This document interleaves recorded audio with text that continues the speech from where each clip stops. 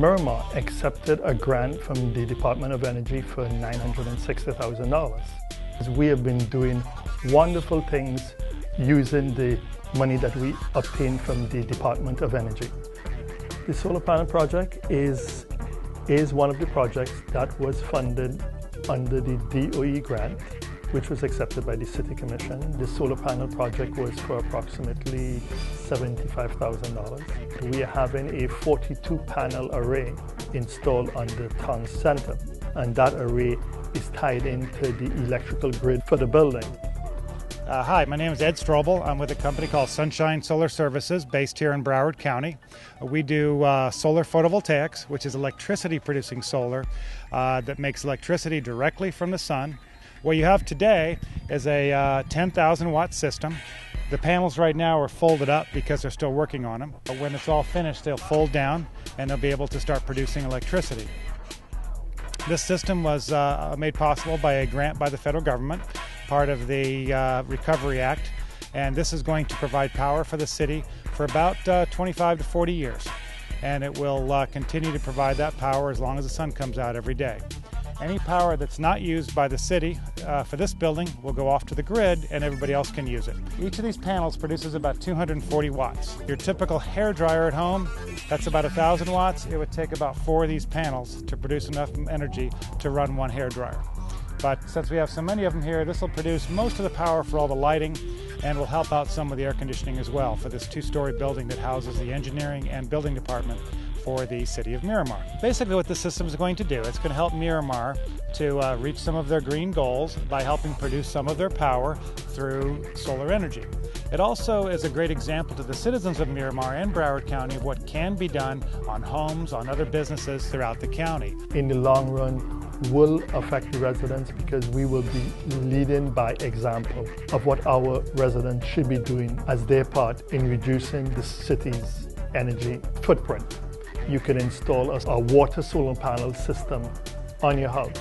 You can install a small solar array on your house so that you can begin to use less energy.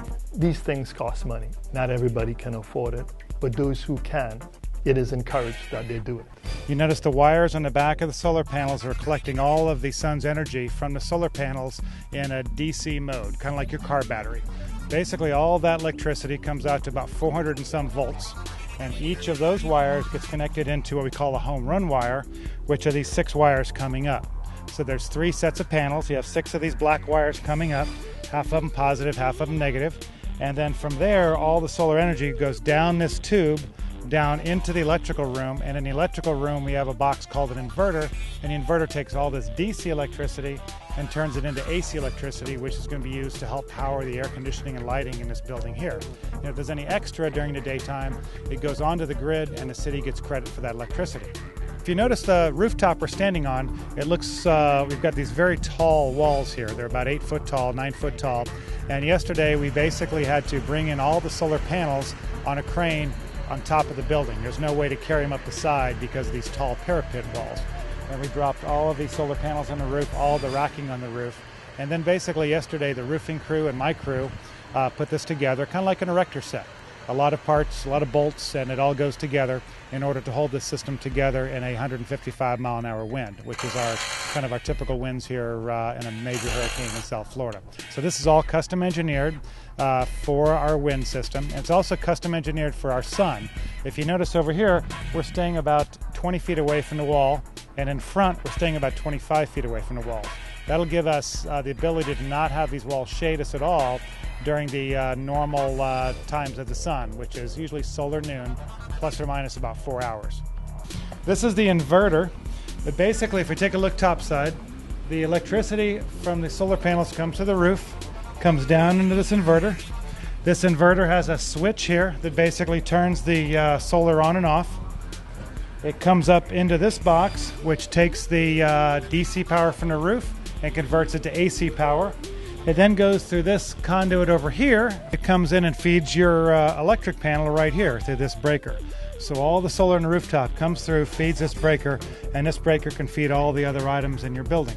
So in about 5 minutes, we just turned the master switch on. This is a brand new inverter, but it was tested for 5.9 kilowatt hours. Today it's made nothing, we just turned it on. and it is basically trying to find power. It found FP&L, 285 volts, a little high, not too bad.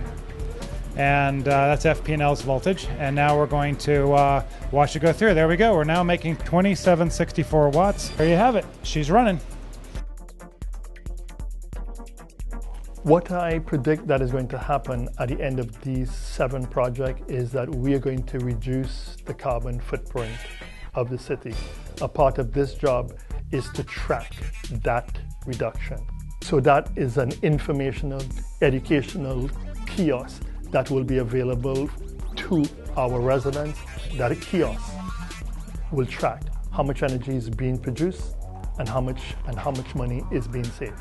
Because all of that energy that the solar panel system produces will go directly into the building's distribution system. Solar energy actually started back in the 50s and 60s in the space program. They actually had to develop something so space satellites and other items could be powered, because you can't very well get an extension cord to space.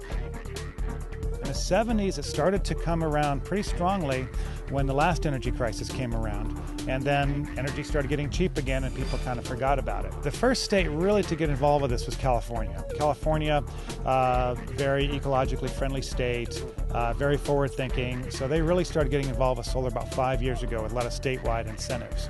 Also, California's got very expensive power, so it's better for them to kind of jump on a bandwagon early because the returns were better.